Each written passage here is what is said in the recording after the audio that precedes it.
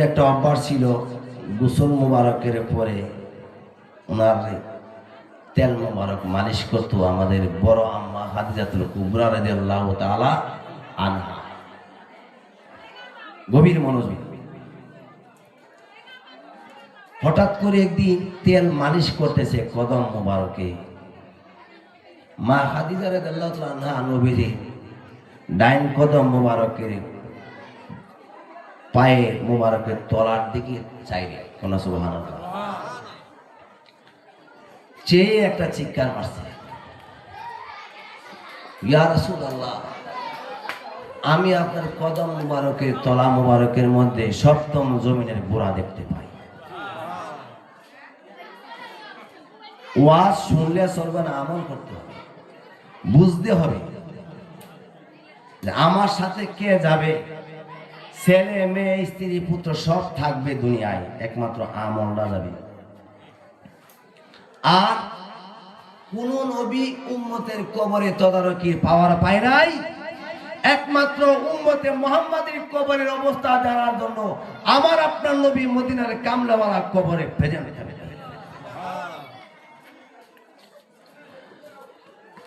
এখন আমার নবী কো খাদিজা তুমি কেন কান্দা? মা খাদিজা কো নবী গো, আমি আপনার কদম মুবারকে সপ্তম জমিনের গোড়া দেখতে পাই। আমার নবী কো খাদিজা তুমি যদি এখন আমার সিনা মুবারকের দিকে তাকাও, আমার আল্লাহ পর্যন্ত দেখতে পাইবা। মা খাদিজা এদিন আমার নবীর রান মুবারকের মধ্যে মাথা মুবারক দিয়া শুয়া কো নবী গো, আমি কাসেমের আম্মা, তাহেরের মা, তৈয়বের আম্মা, জয়নবের মা, রুকায়ের আম্মা, কুলসুমের আম্মা, ফাতেমার আম্মা। সুবহানাল্লাহ। নবী গো,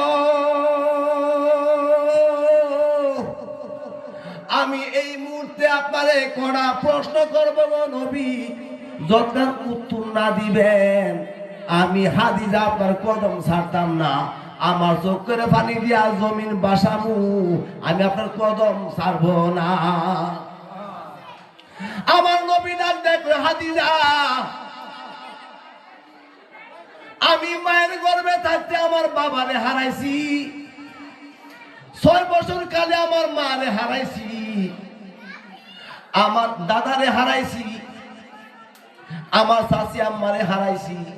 ও খাদিজা, তোমার কাছে আমার মায়ের ভালোবাসা পাইলাম, আমার চাচি আম্মার ভালোবাসা পাইলাম, আমার চাচার ভালোবাসা পাইলাম। ও খাদিজা, তুমি আমার কদম ধরছো, আমার তোমার চোখের পানি যে ফালাইছো খাদিজা, আমি মুস্তাফার কলিজায় আগুন লাগা গেছি।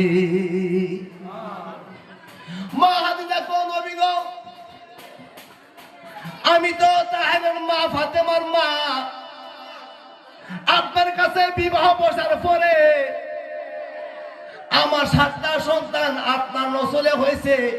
7টা সন্তান তো আমার একটা পশম মুবারক দেখতে পারে না। ইয়া রাসূলুল্লাহ, আমি খাদিজা ইন্তেকাল করলে আপনি আমার গোসল দিবেননি? আসমাউল রেজালের মধ্যে আছে, কামিল ক্লাসে, মা খাদিজার গোসল আমার নবীজি দিছে। আমার নবীকে কবুল করলাম।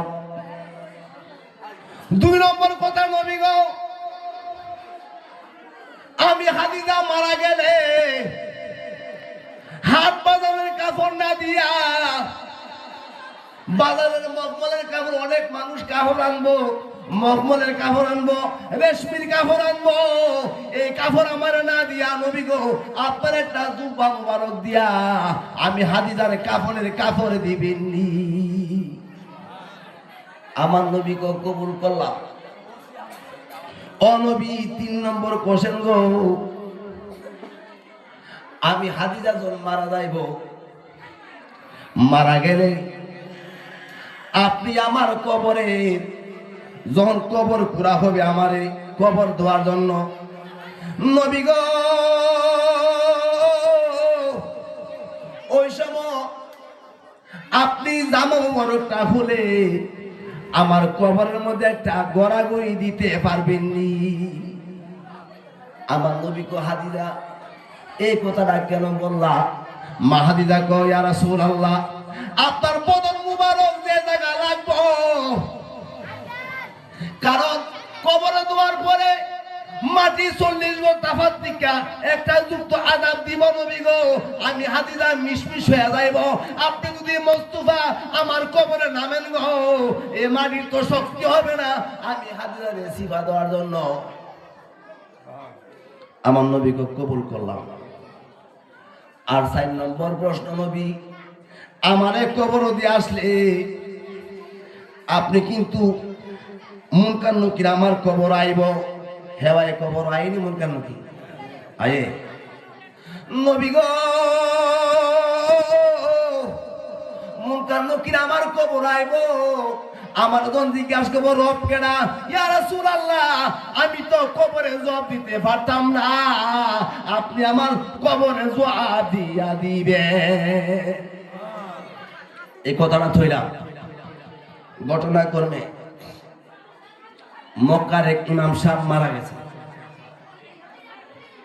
মারা গেছে পরে হেরেম শরীফের না পাশের মসজিদে জান্নাতুল মুআল্লা মারি দিছে।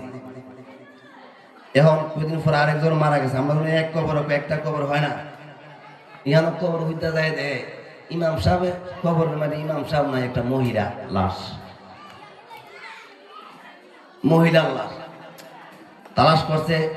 হাজিরা যে আসছে আল্লাহর কুদরত আটটা যাইতেছে, তখন দেখতেছে একটা ফ্রান্সের মহিলা, ওই মহিলাও হজাইছে আল্লাহর কুদরত দেখান তো যদি আমাদের এখানের মেয়ে সরকারে ওয়েলকাম দিছে যে আগামী বছর এই ফ্রান্সের এমক গ্রাম থেকে এমক পরিবার থেকে আমি ভিসা দিলাম যেন আসার জন্য। তো মুসলমান পরিবার আসছে, এটা ছিল ইহুদি পরিবার, এখানে আসছে। এখন তত্ত্ব রিসার্চ করতে করতে রিসার্চ করে কি পাইছে, ওই যে ফ্রান্সের মহিলা ছিল ইহুদি, সে মুসলমান হয়ে গেছে। মুসলমান হওয়ার পরে এখন তো তার মা বাপ জানে না, গোপনে মুসলমান হয়েছে। চিন্তা করতেছে আমার তো অন্যত্র বিবাহ লাগবে, দিলে তো আমার নির্যাতন চলবো, আমার মারবো। এই মহিলা তো আল্লাহ আমি মুসলমান হয়েছি, তোমার বন্ধুর প্রেমের মালা গলা দিছি, আমারে কাফেরের যন্ত্রণার আগে দুনিয়াতে বিদায় কইরা লয়া যাও। এই দিক দিয়ে ইমাম সাহেবের কোনো ফ্যামিলির মধ্যে স্ত্রীরা ডাক দিছে, কি গো তোমার স্বামীর কবর, তোমার স্বামী নাই? ফ্রান্সের মহিলা, তার কারণ কি? স্ত্রী কো শুনেন আমার স্বামী ইমামতি করছে, সব ঠিক করছে, ঠিক আছে, আমার স্বামী একটা কথা কইতো সব সময় বলে, কি কথা? আমার স্বামী কইতো মুসলমানের ধর্মের মধ্যে স্বামী স্ত্রী মিলনের পরে গোসল করে, ইহুদি ধর্মে করে না। এটা আমার কাছে খুব ভালো লাগে, শীতকালে গোসল করন লাগে, এই জন্য আমার কাছে একটু ব্যতিক্রম লাগে। এই জন্য আমার আল্লাহ হুকুম দিছে যে ইহুদি মহিলা মুসলমান হইয়া যে কলমা শরীফ পড়ছে, ইমানদার হওয়ার কারণে আল্লাহ পাক গায়েবী ভাবে ওই ইহুদি মহিলারে, মুসলমান মহিলারে ফ্রান্সে মারি দিছে, তারে আল্লাহ পাক ট্রান্সফার কইরা মক্কা জান্নাতুল মুআল্লা বানাইছে। আর ইমাম সাহেব যে মুসলমানের ধর্মকে যে একটা জিনিসের কারণে যে একটু এনকার করছে, আমার আল্লাহ তারে ট্রান্সফার কইরা ইহুদির গুরুস্থানে জায়গা দিছে। বাস্তব আসেনি। আরেকটা ঘটনা, যেহেতু কবরের কথা, 1365 ইংরেজি, এক মহিলা টেলিভিশন দেখে, যে মা বোনটা আছে দরকার টেলিভিশন দেখে, মা কইছে যে টেলিভিশনটা বন্ধ কর, রমজান মাস এটা আসরের আজান করতেছে। মা আজান তো সবসময় পরে শুনি, এটা একটা ছবিটা খুব ভালো ছবি চলছে, এটা প্রতিদিন আসে না। এই কথা কয়া চালাইছে। এখন এই মহিলারা মারা গেছে। এই মহিলা মারা যাওয়ার পরে তারে গোসল করার দরকার আসেনি। কোন লোক দাঁড়িয়ে যাইতে পারে না, এমন এমন বিচ্ছু ফুকার মতন যা জ্বর হয়েছে উঠে। উলামায়ে কেরাম নিয়ে দোয়া করছে, আলেমরা দোয়া করছে, আল্লাহ তোমার বাদ দিয়ে মারা গেছে, তারা তো গোসল দিতে হবে। বলে হ গোসল দিতে হবে মাহমুদ,